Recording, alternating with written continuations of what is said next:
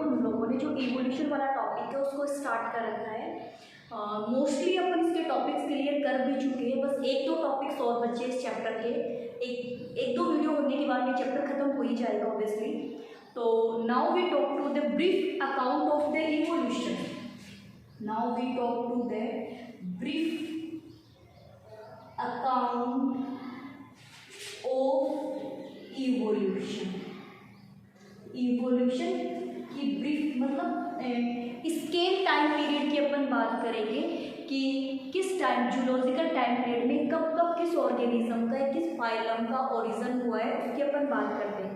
तो मैं तुम्हें ये बताने से पहले थोड़ा सा अपन ने एनिमल किंगडम देख ले एक बार, क्योंकि मैं वहाँ टर्म यूज करूँगी कि इस समय इनवर्टिब्रेट्स आए थे, वर्टिब्रेट्स आ गए थे, वर्टिब्रेट्स में इनका ओरिजिन हुआ। तो ये देखने से पहले एक बार हम लोग एनिमल जो किंगडम है उसका छोटा सा चार्ट बना लेते हैं ताकि आपको थोड़ा सा टफ नहीं लगे टॉपिक। तो देखो, आई होप अगर तुम्हें एनिमल किंगडम आ रहा है तो कोई दिक्कत वाली बात नहीं है, फिर भी नहीं आया तो मैं छोटा सा चार्ट बना देती हूँ साइड में। देखो तो मैं यहाँ बना रही हूँ animal kingdom. Animal kingdom, animal जो किंगडम है उसके अंदर पर एक तो करते हैं नॉन कोडियर्स।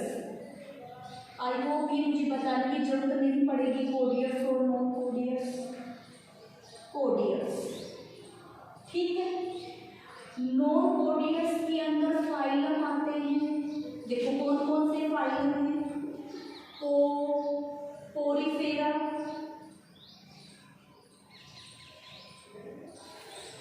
सिलेंड्रेटा जिसको निडेरिया भी बोलते हैं, टीनोफोरा,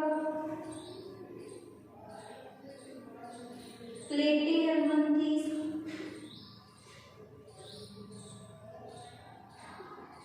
एस्टीहेल्मिन्थीस, मंथीस, Annelida, I hope visible, Arthropoda, Mollusca, Echinodermata और हेमिकोडिएटा। हालांकि बीच का हेमिकोडिएटा मैं बाद में लिखूंगी, बीच में लिख देती हूँ हेमिकोडिएटा। आई होप विजिबल। ठीक है, अब सुनो, हेमिकोडिएटा है बीच का, हेमिकोडिएटा ये आता है बीच में। ठीक है, देखो क्या क्या लिखा मैंने। नॉन कोडियर्स में पोरीफेरा, स्लेंडेटा। यहाँ देखो ये जो टीनोफोरा है ना, ये टीनोफोरा को डिस्कवर बाद में किया गया था। तो तुम लोग ऐसे भी कह सकते हो कि जिसमें स्लेंडेटा प्लेटीहेल्मिन्थीस को कनेक्ट कौन करता है, टीनोफोरा करता है। तो टीनोफोरा यहाँ लिख भी सकते हो, टीनोफोरा को बाद में भी लिख सकते हो, लेकिन टीनोफोरा आता नॉन कोडियर्स में ही है। हेमिकोडिएटा, फिर यहाँ से देखो कोडियर्स, यानी कि नॉन कोडियर्स से फिर क्या बने, कोडियर्स बने। ये कम डेवलप है, कोडियर्स ज़्यादा डेवलप है। तुम्हें कोडियर्स की कहानी पता होगी ना कि कोडियर्स में से यहाँ माउथ है, ये इसकी एलिमेंट्री वेना और ये एनस वाला हिस्सा है ना, कि यहाँ पर एक सॉलिड फॉर्म पड़ी है। यहाँ पर एक क्या पड़ी है, सॉलिड फॉर्म पड़ी है। इस सॉलिड फॉर्म को क्या बोलते हैं, नोटोपोड। नोटोपोड, अगर ये नोटोपोड प्रेजेंट है तो कोडियर्स, नहीं है तो नॉन कोडियर्स। तो कोड ये है, वेल डेवलप नहीं है, प्रिमिटिव ऑर्गेनिज्म है, जबकि ये क्या होते हैं, एडवांस ऑर्गेनिज्म होते हैं। तो जो कोडियर्स हैं है ना, इस कोडियर्स के अंदर, कोडियर्स खुद एक फाइलम है। पहली बात तो नॉन कोडियर्स में ये फाइलम है, जबकि कोडियर्स खुद एक फाइलम है। उसमें 3 सब फाइलम है। 3 क्या है इसमें, सब फाइलम है। अब वो 3 सब फाइलम देखो कौन कौन से हैं, यूरोकोडिएटा,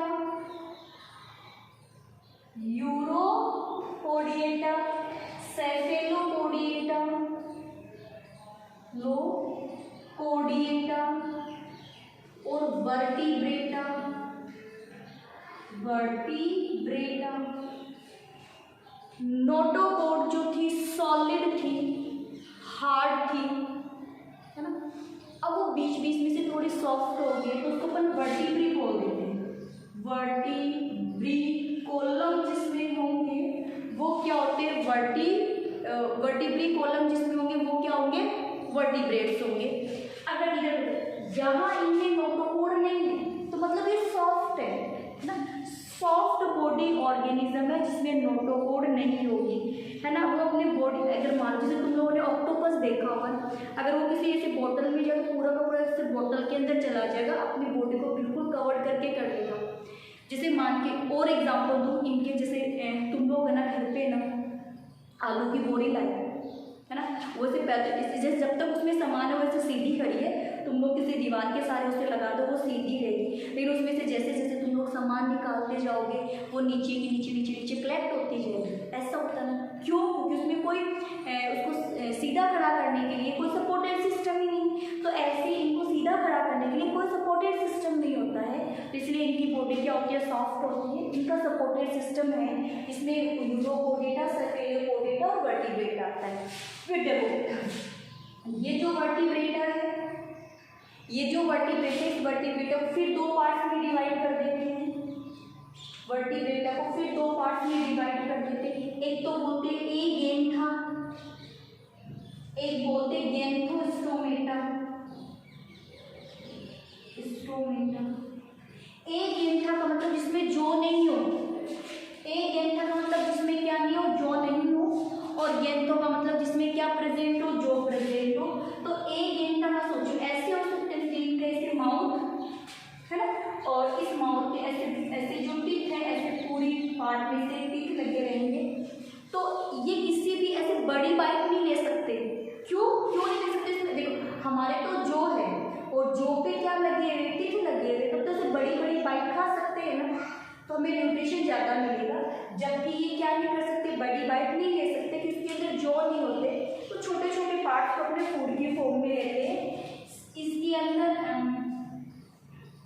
ना जोलेस फिश है, हालांकि फिश नहीं है, ये फिश नहीं है, लेकिन फिश की जैसे वाटर में रह रहे तो जोलेस फिश बोल दिया। गैंथोस्टोमेटा के अंदर एक तो आता है पीसीस, फिश वाला ग्रुप, एक तो क्या आता है फिश वाला ग्रुप आता है, और दूसरा आता है टेट्रापोडा। क्या आता है? टेट्रापोडा। जो ये टेट्रापोडा है इसके अंदर एम्फीबियन, रेप्टाइल्स, एवीज और हम मेमल्स। तो हमें तो मेमल्स की बात करना है, मेमल्स तक आना है, मेमल्स का इवोल्यूशन करना है हमें। तो अब तुम लोग यहाँ देखिए, ये वर्टिब्रेट्स है ना, तो ये सारे के सारे इनवर्टिब्रेट्स हो गए, ये सारे के सारे क्या हो गए, इनवर्टिब्रेट्स। मतलब कोडिएट और नॉन कोडिएट हो गए। जो कोडिएट होते हैं उन कोडिएट्स को मैंने दो पार्ट्स में डिवाइड कर दिया, सॉरी तीन पार्ट्स में डिवाइड कर दिया, यूरोकोडेटा, सर्पेलोपोडेटा और वर्टिब्रेटा। तो फिर वर्टिब्रेटा तो ये है ना, ये वाला पूरा सिस्टम क्या है, वर्टिब्रेटा का है, यानी वर्टिब्रेट्स है। तो इधर वाले सारे के सारे क्या हो गए, इनवर्टिब्रेट्स हो गए। तो जब अपन बोले ना कि इस टाइम पीरियड में इनवर्टिब्रेट्स बने थे, तो इस यानी सर्पेलोपोडेटा, यूरोकोडेटा ये सारे ही आ जाएंगे।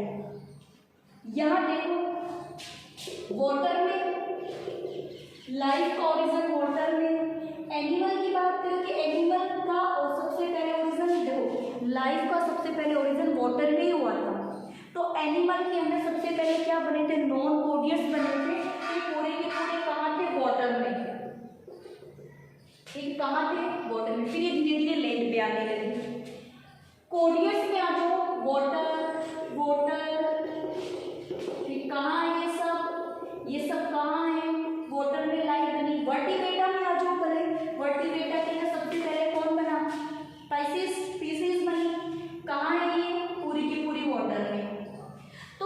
यानी कि एनिमल सेल भी सबसे पहले वाटर में बनी। एनिमल की बात करो तो सबसे पहले वाटर में बनी, सबसे पहले कोडियट भी वाटर में बने।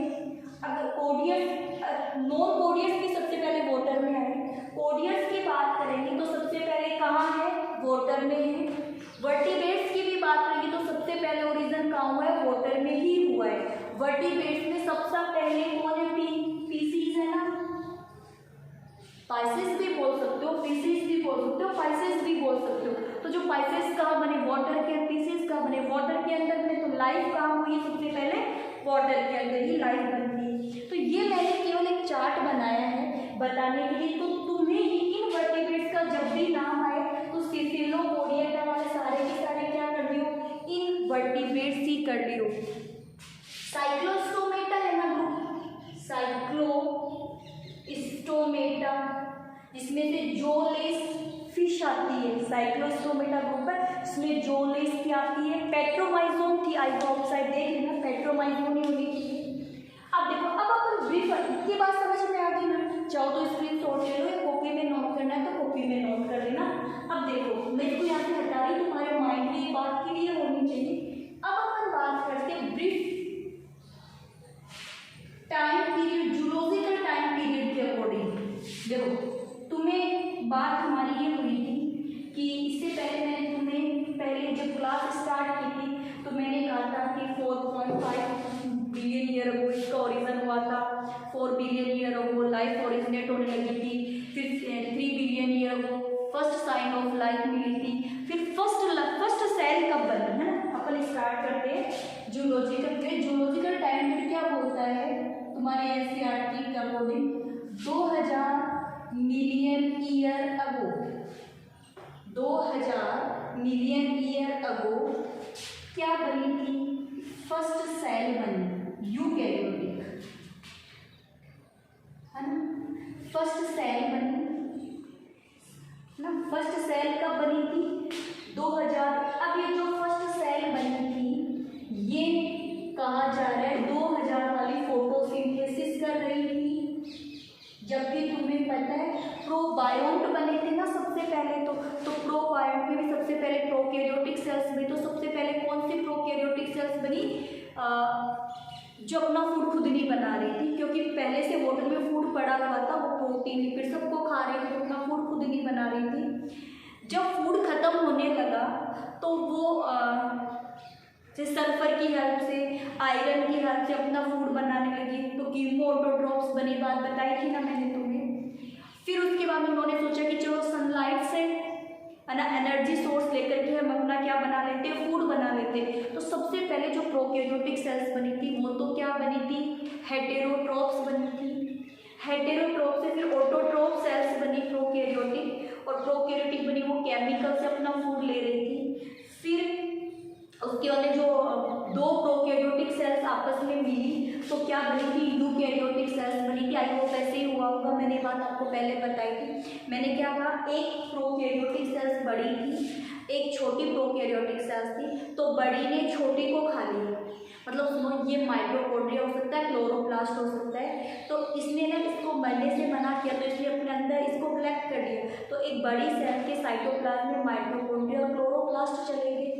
तो माइटोकॉन्ड्रिया, क्लोरोप्लास्ट आई वो प्रोकैरियोटिक सेल्स थी। तो एक प्रोकैरियोटिक सेल्स में दूसरी प्रोकैरियोटिक सेल समाई हुई है।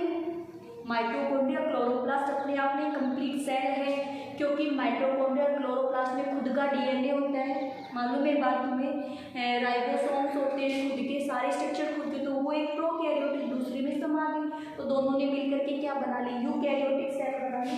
अब ये यूकैरियोटिक सेल कब बनी ये टाइम पीरियड में हमें नहीं दे रखा, बस हमें क्या कह रखा है, 2000 million year ago first cell बनी जो क्या कर रही थी, फोटोसिंथेसिस टू रिलीज ऑक्सीजन।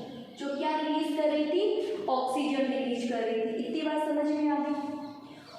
उसके बाद में क्या बोला, फर्स्ट सेल से बने मल्टी सेलुलर ऑर्गेनिज्म, मतलब यूकैरियोटिक सेल बने। यूकैरियोटिक का तुम्हें बता दिया मैंने कैसे बनी, इससे पहले भी मैं तुम्हें बात बता चुकी हूँ। मल्टी सेलुलर बनी है ना, क्या बने, मल्टी सेलुलर। अब ये सीधा का सीधा तुम्हारे बुक में आ रहा है 500 मिलियन ईयर अगो। तुम लोग इसको ऐसे कैसे याद करना, बुक से रीड करने की जरूरत नहीं पड़ेगी, जो जो अच्छी बातें मैं यही लिखवा देती हूँ तुमको। 500 बीच के 1500 गए, उसकी कोई बात नहीं की, हालांकि इवोल्यूशन हो रहा था, बर्बाद तो कुछ नहीं, मतलब इवोल्यूशन तो हो ही रहा था ना, डेवलपमेंट। 500 मिलियन ईयर अगो ये क्या कह रहा है, इनवर्टिब्रेट्स बन गए, इनवर्टिब्रेट्स बने। इनवर्टिब्रेट्स के अपन अभी चार्ट की बात करके तुम्हारे बुक में अपने माइंड में बात आ गई थी, तभी मैंने वो चार्ट पहले बताया था, ताकि मैं यहाँ नाम लिखूँ इनवर्टिब्रेट्स तो तुम्हारी समझ में। इनवर्टिब्रेट्स कौन से थे, सिफेलोपोडेटा, यूरोपोडेटा, ये तो 2 कोडेट वाले आ गए, 10 उधर वाले आ गए, हेमिकोडेटा वाले सारे उधर वाले आ गए, तो इनवर्टिब्रेट्स बने। फिर ये बीच के साथ लिखा गया, फिर ये आता है सीधे सीधे तुम्हारी वाली बुक में रखा है 350 मिलियन ईयर अगो। 500 मिलियन ईयर अगो क्या बने, इनवर्टिब्रेट्स बने। इनवर्टिब्रेट्स कौन कौन से होते हैं ये बात मैंने तुम्हें बता दी। 350 मिलियन ईयर अगो यहाँ पर सुनो क्या क्या बन गए।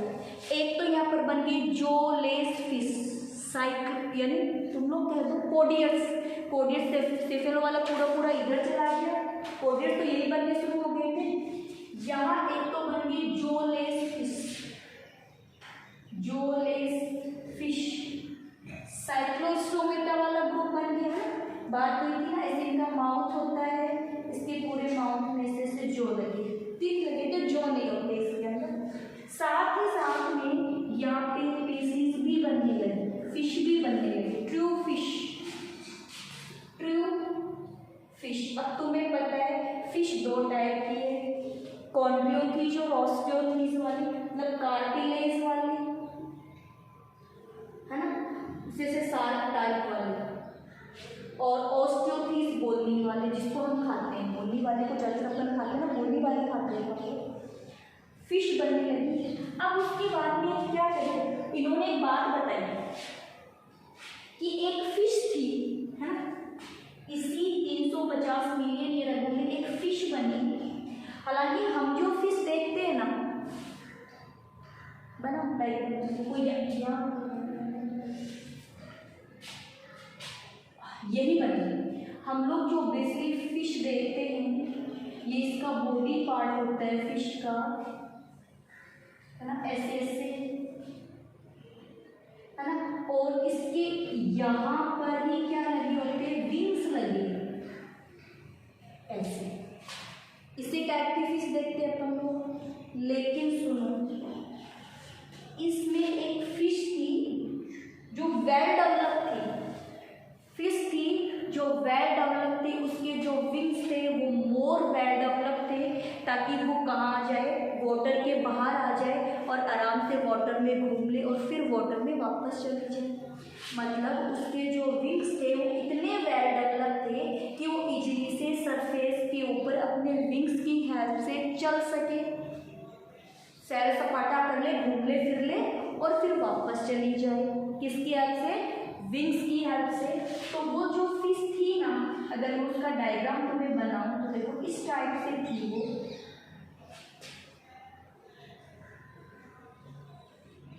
है ना, इस टाइप की थी, और उसके यहाँ पर एक लोब थी,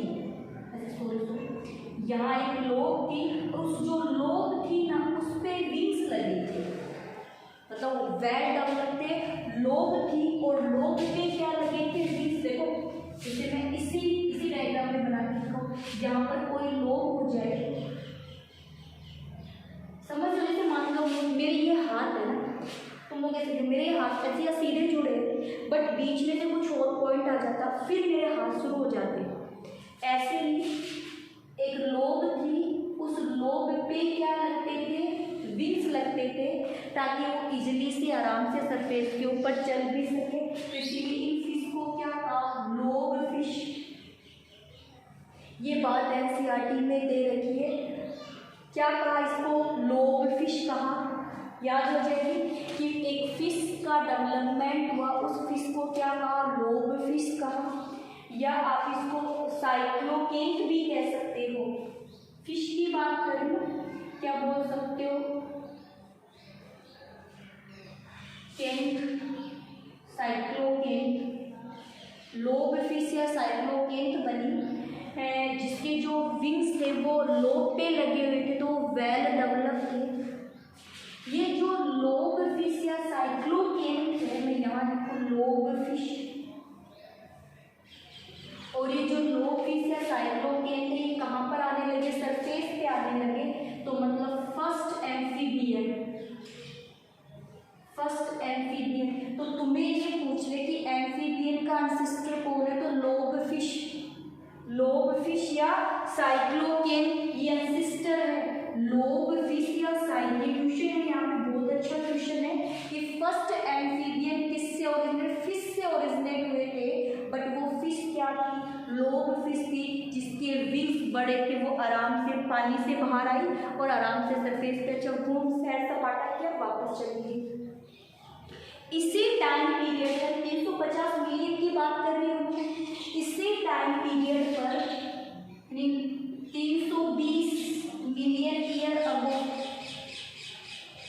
यहाँ पर प्लांट्स भी मान के जो सीड्स बनने लगे थे। 320 मिलियन ईयर अगो पे क्या बनने लगे थे, प्लांट्स भी बनने लगे थे। ये मतलब प्लांट्स आ गए थे, है ना। दूसरी बात, जब एम्फीबियन सरफेस पर आ गए ना, ट्रू सरफेस तो नहीं, एम्फीबियन ऐसे घूम लेंगे फिर लेंगे, सरफेस पानी से बाहर आ गए, घूम लिया फिर लिया, लेकिन इनको रिप्रोडक्शन करने के लिए पानी में ही जाना पड़ता था। जब फिश बाहर आ रही थी, है ना, फिश जब बाहर आ रही थी खुद में इवोल्यूशन करके, उस समय अर्थ पे प्लांट बन चुके थे। अर्थ की सरफेस पर वाटर के साथ साथ सरफेस थी, और सरफेस पे क्या आ गए थे, प्लांट्स भी आ गए थे सरफेस पे लाइफ आने से पहले ही। बात समझ में आ गई। एम्फीबियन का एंसेस्टर कौन है, लोब फिश है ना। अब देखो एम्फीबियन में अपन वेल डेवलप किसको मानते हैं, तो फ्रॉग को मानते हैं। किसको मानते हैं, फ्रॉग, सैलामेंडर।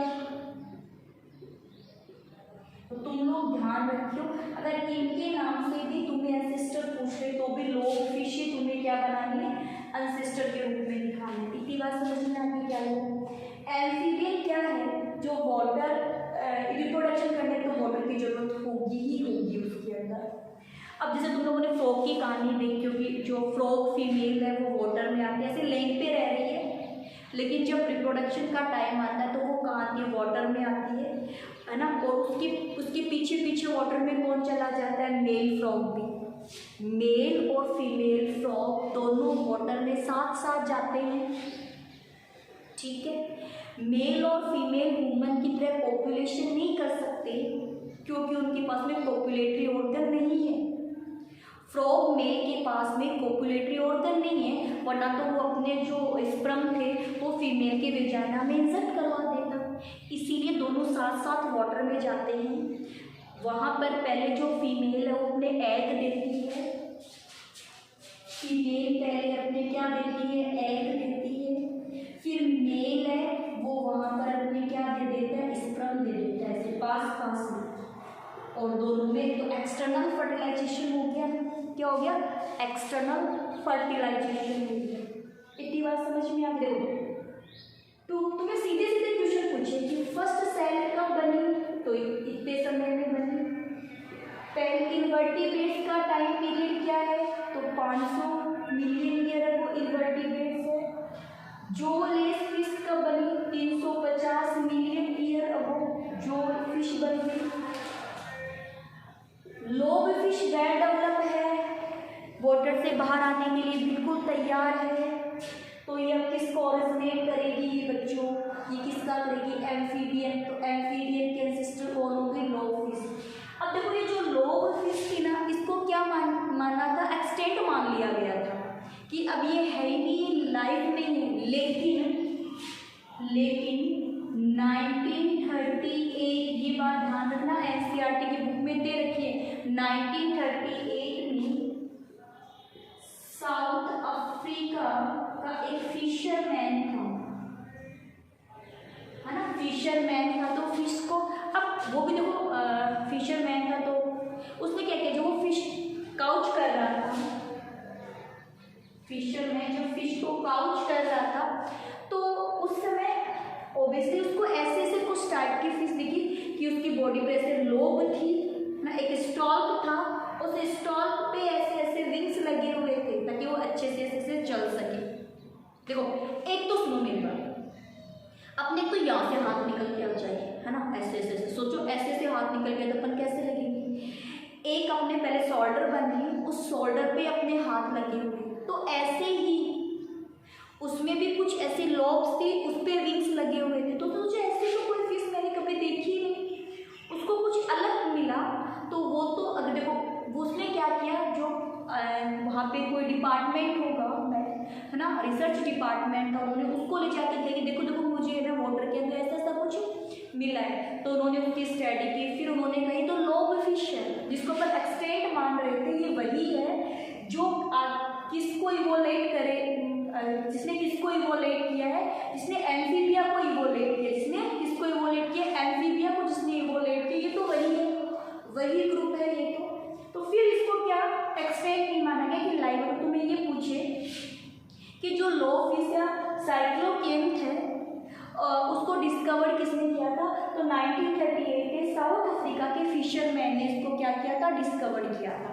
ये तुम्हारी एनसीईआरटी की बुक में बात दे रखी है, इसीलिए इम्पोर्टेंट है, तो मैंने साइड में नोट कर दिया। अब आगे देखो, जो एम्फीबिया है, एम्फीबिया से फिर क्या बने, रेप्टाइल्स। एम्फीबिया से क्या बने, रेप्टाइल्स बने, ठीक है। एम्फीबिया का टाइम पीरियड नहीं दे रखा, रेप्टाइल्स का भी टाइम पीरियड नहीं दे रखा हमारे पास में, तो हमें नहीं देखना। फिर रेप्टाइल्स बने। अब तुम्हें पता है रेप्टाइल्स फर्स्ट एनिमल थे, अलग एक कोडियर्स में है ना, कोडियर बने तो नॉन कोडियर्स में तो आर्थ्रोपोडा वगैरह है ही, तो कोडियर्स में फर्स्ट एनिमल थे जो कंप्लीटली लैंड पे सर्वाइव कर रहे थे। कोडियर्स में फर्स्ट एनिमल थे जो कंप्लीटली लैंड पे क्या कर रहे थे, सर्वाइव कर रहे थे। First vertebrates to completely survive on the land. अब ये जो रेप्टाइल्स थे, मैं ये हटा दूँ क्योंकि मुझे जगह ज़्यादा चाहिए, तुम लोग नोट करो। फर्स्ट सेल्स मल्टी सेलुलर बने, फिर ये इनवर्टिब्रेट्स बने। इस टाइम पीरियड में जो लेस फिश आ गई, फिश दोनों फिश आ गई। इसका एक फिश ग्रुप था, लो फिश था, जो एम्फीबिया बना रही है। एम्फीबिया से क्या बन रहे, रेप्टाइल्स बन रहे हैं। अब एक बार रेप्टाइल्स है ना हटा दो, एक पूरा बोर्ड साफ कर दो ब्रीफ अकाउंट के लिए।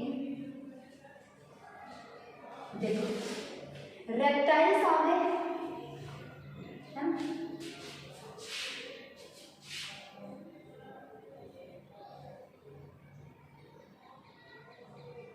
और रेप्टाइल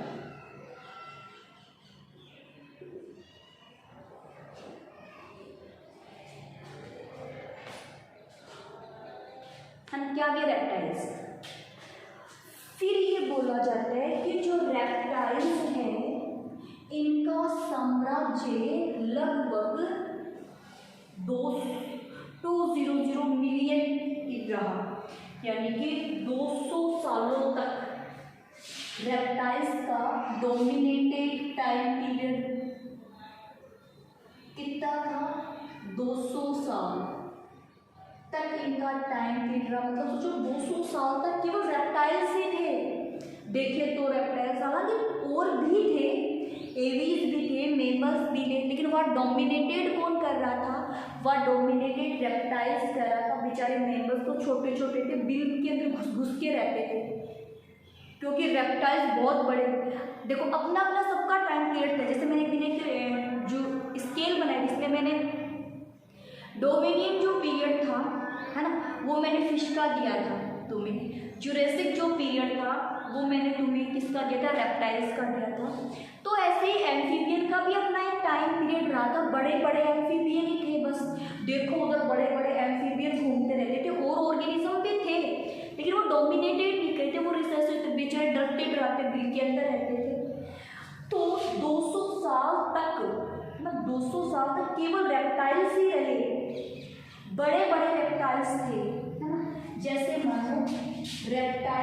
बोला जाता है कि डायनासोर्स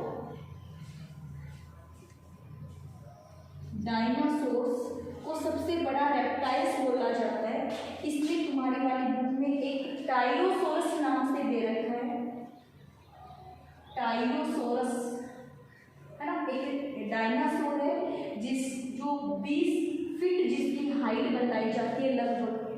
देखो देखा किसी ने नहीं, ये केवल अनुमान है कि उस समय अपन तो थे ही नहीं, तो डिस्कवर कौन कर रहा था भाई। तो फॉसिल्स मिले तो उसके बेस पे केवल अनुमान लगाया गया है कि कितना बड़ा डायनासोर था, बाकी मानना तो लोग मुश्किल है, बट बुक में देखकर तुम्हें पढ़ना पड़ेगा। फिर ये कहा जाता है कि इनका कब डोमिनेट कर रहे थे, 200 सालों तक डोमिनेट किया। फिर क्या कहा कि 65 मिलियन ईयर अगो अचानक कोई भी डिजास्टर आया होगा, कोई घटना घटी होगी और डायनासोर खत्म हो गए। डायनासोर क्या हो गए, खत्म हो गए। तो तुम लोग देखो, चाहो तो ये कह सकते हो 265 मिलियन ईयर अगो, क्योंकि 200 साल तक तो साम्राज्य रहा ही है। 65 मिलियन ईयर अगो ये खत्म हो गए, तो मतलब 265 मान के चल सकते हैं अगर अपन एस्टिमेट निकालना चाहे तो। साथ ही साथ में कहते इसी टाइम पीरियड के अंदर कुछ रेप्टाइल्स ऐसे थे जो वापस वाटर में चले गए। रेप्टाइल्स लैंड पे रहने वाले हैं, बट इसी 200 साल के बीच में, है ना, इसी 200 साल के बीच में कुछ रेप्टाइल्स ऐसे थे जो रीबैक कर गए, वाटर के अंदर क्या गए, रीबैक कर गए। अब उसका क्या नाम था, ये रेप्टाइल्स तो था लेकिन वो कहाँ चला गया, वाटर में चला गया। इक्थियोसॉर्स, क्या नाम है उसका, ichthyosaurs. I hope spelling ICTHIO सॉस, इक्थियोसॉर्स नाम से पता चलता है ना, इक्थियोसॉर्स,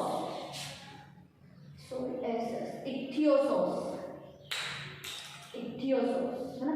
ये रेप्टाइल्स है लेकिन वापस कहाँ चला गया, ये वाटर में चला गया। तो ये तुम्हें याद रखना है, बुक के अंदर दे रखी, ये भी दे रखा है NCERT बुक में, NCERT बुक में ये दे रखा है।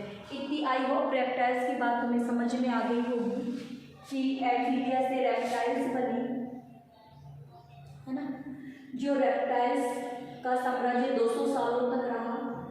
सबसे बड़ा रेप्टाइल्स डायनासोर है जिसकी हाइट फिर 65 मिलियन डायनासोर खत्म हो गए। कुछ रेप्टाइल्स ऐसे थे जो वापस वाटर के अंदर चले गए थे। अब रेप्टाइल्स जो है, रेप्टाइल्स जो रेप्टाइल्स जो है ये आगे जाकर के 2 ग्रुप्स में डिवाइड हुए रेप्टाइल्स। एक ग्रुप बना एविज का और एक ग्रुप बना मेमल्स का। ये अपन, हालांकि हम इस समय भी थे, हम नहीं, मेमल्स इस समय भी थे, मेमल्स थे इस समय भी। अब वो जो मेमल्स इस समय थे ना, वो डोमिनेटेड नहीं करते थे, वो बिल में घुस के रहते थे, बेचारे डरे रहते थे वो, है ना। क्योंकि उनको लगता है बाहर जाएंगे इतने बड़े बड़े डायनासोर घूम रहे, इतने बड़े बड़े रेप्टाइल्स घूम रहे, हमें खा जाएंगे। अब क्या हुआ होगा इस टाइम पीरियड में, इस टाइम बीच वाले टाइम पीरियड में क्या कि कोई बड़ा डिजास्टर आया होगा। तो जो मेंबर्स थे वो तो कहाँ रह रहे थे, ब्यूरो में रह रहे थे ना, तो उनको हानि कम पहुँची। ये बड़े बड़े थे, ये कहाँ छुपे ना, डोमिनेटेड थे ना, कहाँ छुपे, तो सारे के सारे खत्म हो गए। फिर जब पूरी नेचर के अंदर शांति हो गई होगी, तूफान चला गया होगा, तो बाहर आए भले और वाह, या तो सब पूरा मैदान खाली है, और धीरे धीरे अपने आप को क्या करने लगे, डेवलप करने लगे। आज प्रेजेंट टाइम में मेंबर्स में डोमिनेटेड कौन है, ह्यूमन, ठीक है। आज प्रेजेंट, अगर प्रेजेंट में डोमिनेटेड कौन है, ह्यूमन। तो तुम लोगों ने देखा है ना, जो डोमिनेटेड था उसका सर्वनाश हुआ है, नेचर के अकॉर्डिंग जो नहीं चला वो खत्म हुआ है। जैसे डेवोनियन टाइडल कोच,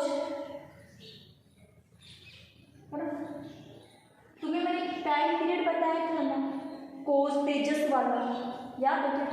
अपन ने टाइम पीरियड की डेफिनेशन पढ़ी थी, है ना। डीसीपी कोज, डीसीपी तेजस, ये कोज डीसीपी तेजस पढ़ी ना। तो डेवोनियन में कौन थी? फिश डोमिनेटेड थी। जुरेसिक पीरियड में कौन डोमिनेटेड था? जुरेसिक पीरियड में डोमिनेटेड कौन था भाई? रेप्टाइल्स डोमिनेटेड थे, लेकिन धीरे धीरे खत्म होने लगे थे। और एम्फीबियन साइड आई हो कार्निफेरस, है ना, कार्निफेरस देख लेना एक बार, डोमिनेटेड वाली टाइम स्केल में तुम्हें पढ़ा के देख लेना एक बार। ये शॉर्ट फॉर्म थी कोज डीसीपी तेजस, है ना। देखो मैंने तुम्हें ना वो इधर तो एरा की बात बताई थी ना, एरा के अंदर मैंने दो फ्रेंड थे, उनके बीच झगड़ा हो गया था, वो वाली स्टोरी बताई थी, अरे बताई थी ना। फिर इधर मैंने ये तुम्हें पीरियड के लिए मैंने शॉर्ट फॉर्म बताई थी। तो डेवोनियन में फिश थी, कार्बोनिफेरस के अंदर एम्फीबियन डोमिनेटेड थे, जुरासिक में रेप्टाइल्स डोमिनेटेड थे। अब प्रेजेंट टाइम में डोमिनेटेड कौन है? मेमल्स में भी अपन ह्यूमन डोमिनेटेड। देखो ये सब धीरे धीरे खत्म हुए हैं ना, इनका वर्चस्व खत्म हुआ है। फिश आज है लेकिन डोमिनेटेड थोड़ी ना है। कहाँ है फिश? डोमिनेटेड नहीं है ना।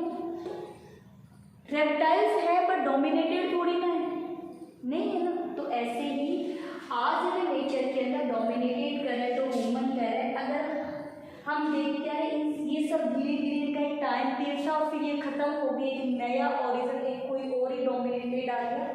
तो ऐसे अगर ह्यूमन भी नेचर के अकॉर्डिंग काम नहीं करेगा तो एक दिन उसका भी सर्वनाश हो जाएगा। तो ये ब्रीफ थी। जो मेमल्स थे उस मेमल्स के अंदर उसने अलग अलग दे रखी, याद हो तो ठीक है, वरना कोई दिक्कत वाली बात नहीं है। यहाँ तक एक बार बुक से एक बार वीडियो देख लिया।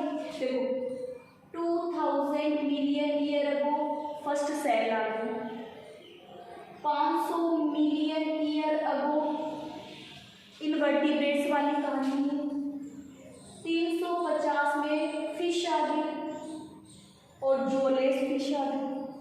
फिश के अंदर लोब फिश थी जिन्होंने आगे चलकर क्या बनाए? एम्फीबियन बनाए।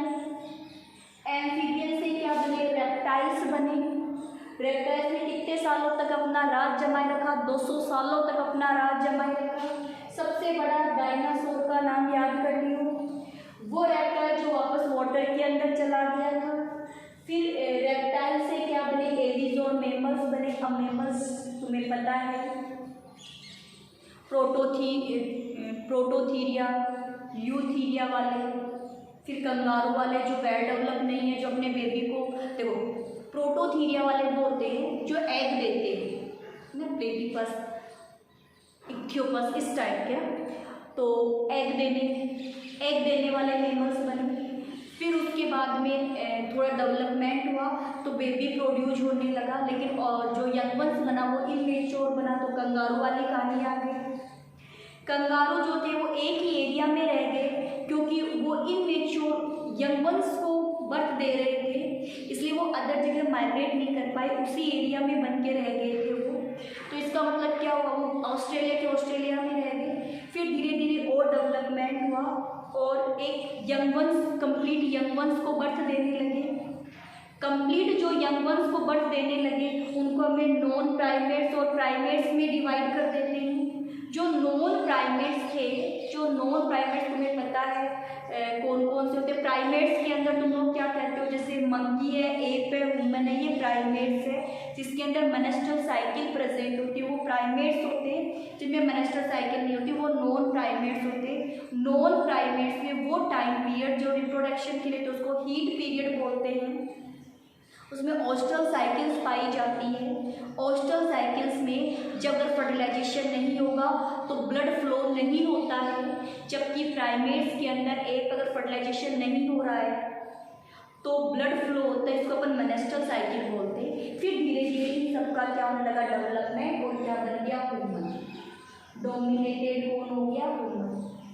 आगे की जो हमारी क्लास होगी वो इवोल्यूशन ऑफ ह्यूमन होगा, क्योंकि देखो मैंने तुम्हें एक बात बताई थी कि क्या कहा था, कोई एक सेम क्रिएचर रहा है, एक सेम क्रिएचर रहा है, वो जो सेम क्रिएचर रहा है उसने एक तरफ से एक यानी चिंपांजी को बनाया है और एक तरफ से उसने क्या बनाया, वुमन को बनाया है। ये कहा जाता है कि हमारा एंसेस्टर चिंपैंजी नहीं है, हमारा एंसेस्टर चिंपैंजी नहीं है, हम उसके रिलेटिव भाई या बहन हो सकते हैं, कज़न हो सकते हैं हम उसके रिलेटिव, लेकिन वो हमारा ही कि उन दोनों का एंसेस्टर कोई एक रहा है, इसकी बात अपन नेक्स्ट क्लास के अंदर करेंगे।